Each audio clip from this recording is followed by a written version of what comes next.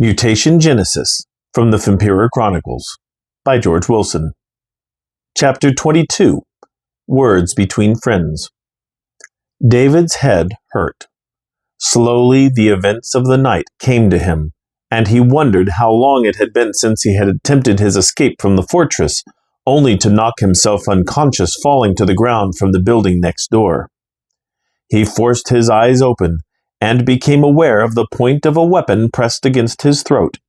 A shadow stood over him. "Wake up," a voice demanded. David recognized the voice, though he could not immediately place it in his memory. The shadow kicked him hard in the side. David coughed in response. "Wake up," the voice demanded again. David blinked and finally opened his eyes enough to focus on the shape that was giving him trouble. It was Abraham, and the weapon was the dagger Abraham had been carrying since they had met again. "Our truce is at an end," Abraham said coldly. "You are now responsible for not only Beth's transmutation, but her death as well. You did not protect her." David propped himself onto his elbows and looked at Abraham. He could not disagree with Abraham's words in any way, but together they had done some good. He had hoped that reconciliation was possible. "So, even after everything," he began, but Abraham silenced him by pressing the dagger tighter against his neck. "Everything you do cannot change what you've done," Abraham said, his voice cracking under the emotion. "You destroyed her life. You destroyed mine in the process. How can I forgive that?" "So you're going to kill me," David said. It wasn't a question. He knew what Abraham planned, but it seemed that Abraham was faltering on his own design. Besides, if he resisted, he was dead. He had to keep Abraham calm enough for him to have some kind of advantage. "I told you I would," Abraham said. Abraham appeared to be steeling himself for the satisfaction of the blow. David knew there was a certain taste to revenge that one had to savor before taking it, or it would lose its impact. This was that moment. David seized it. He kicked his leg up into Abraham's side, tossing the confused alchemist over his head and onto the ground behind him. In one deft move, David whipped to his feet, drew his sword, and pointed the blade toward Abraham. "Today is not that day," David said. He hated to threaten Abraham, but he had little choice at this point. He did not know if they were old friends gone wrong, or Rostem standing over a tepish. Either way, it appeared that today was not the day for reconciliation. "If you're going to kill me," Abraham said in defeat, "then go ahead. I don't deserve to live." "What will you do if I let you go?" David asked him.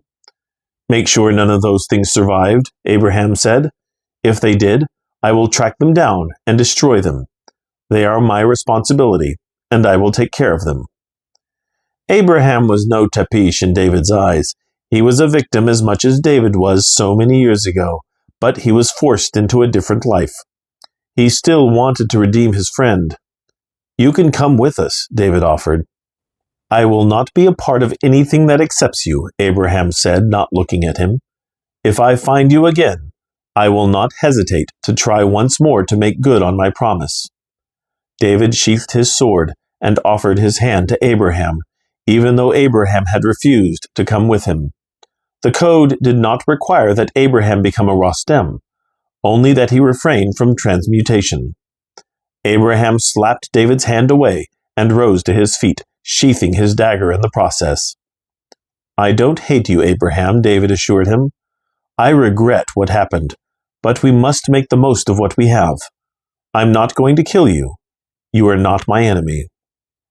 Abraham stared at David coldly. "I wish we could agree," he said shortly. "Goodbye, David." Abraham turned and walked away. He slowly faded into the darkness. "Go in peace, Abraham," David said. "That was your friend?" Tiberius said, walking up behind David. David looked at Tiberius surprised, and wondered how long Tiberius had been watching and listening. Slowly he looked back to where Abraham had gone. "He was," David said sadly. Tiberius put his hand on David's shoulder and led him out of the alley in the opposite direction that Abraham left. "No one can say anything to fix this," Tiberius continued. He chose his path, you chose yours. You can't make him change his mind." "I know," David said, but he was uncertain as to how much he believed it. David felt his path was chosen as much as Abraham's was chosen for him. David was taken into the fold of the Rostim and trained, just as Beth had been taken into the Elewo and trained. Abraham was taken by Vladimir and put to work. Could any of them have decided to do something else at any point in time? Did Abraham choose to make the mutations, or would the cost of his refusal have been his life? Choices had led him and Abraham to this end so many years ago, but when were the choices they made clouded by the choices everyone else had made for them? If Beth had decided to go her own way, would she be dead now? If Abraham had refused to help, would he have been killed or just turned out of the Tepish order? If David had decided to be just another Fempiror instead of a Rostem, would he have even seen Beth or Abraham again? Or if David had decided to obey Zechariah so many years ago, where would all of them have ended up? These were all unknowns that might have led to the same ends no matter what they did if one were to believe in fate. If it all happened for a reason, then to what end would the insanity of the past few days lead them? And what kind of higher reasoning would justify any of it? From a larger scale, what was the purpose of the mutation, and had they killed it entirely? Only time would tell. "Good work today," Tiberius said, snapping David back to reality. "You've proven yourself finally." "Thank you, Tiberius," David said, smiling. Tiberius led him around the smoking ruins of the Tepish fortress to before a large formation of Rostim and Elewo warriors, who looked on him expectantly as he approached with Tiberius. "Rostim and Elewo," Tiberius announced proudly. "Appreciation for David, who destroyed the Tepish fortress, and with it their vampire mutations." The warriors cheered loudly. Whatever was in store for his future, he would have the support of the order he had come to call his own.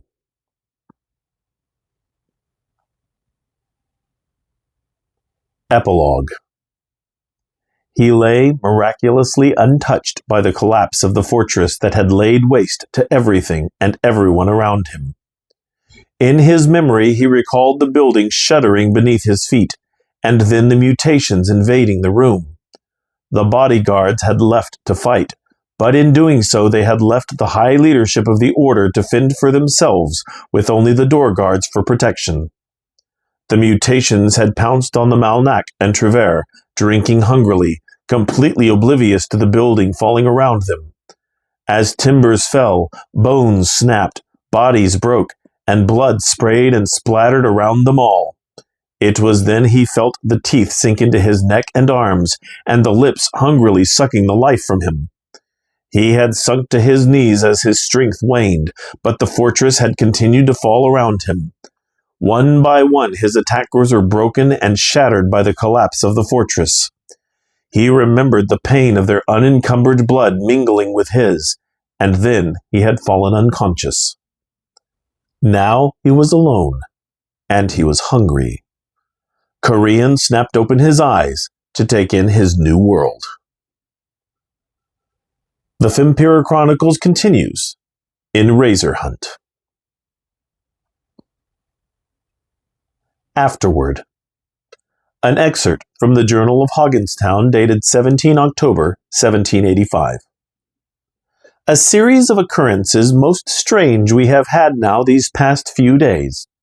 I hesitate to relate it to the events from 1775, and yet, given those concerned, I would be remiss not to consider the tailor, carpenter, and barber families as I write this. 3 events have come to my attention that I feel warrant simultaneous notation. 4 nights past, Mark Taylor, the brother of David, who was lost, reported that he thought he had seen both his brother and Elizabeth Carpenter while on guard duty. As these individuals have been lost for 10 years, we all assumed these were tricks of the dark. Then it came to my attention that both Patrick Carpenter and his wife had shared a dream where their daughter Elizabeth came to them, looking as young as she was when she left, to let them know she was doing well, and to live and laugh again. The Carpenters have had a renewed vigor ever since. But the strangest of these events came to my attention only today, and prompted me to note all of this in the town journal. For many years there have been tombstones in the Hogginstown Cemetery in remembrance of David Taylor, Elizabeth Carpenter, and Abraham Barber. The ground in front of these stones has been undisturbed for many years, and indeed, with the exception of David's, they are empty graves. Today, someone noticed that the ground in front of Miss Carpenter's stone had been overturned. Our undertaker, Xavier Stone, moved much of the dirt around and found it to be soft for several feet. I considered carefully whether or not we should dig into the ground there to discover whether someone had buried something, but in the end, I thought it best to let it be. Everyone else agreed, as we all considered it bad luck to dig up a grave, empty or not. Whatever is down there, may it rest in peace. Gerald Hoggins IV, Mayor, Hogginstown.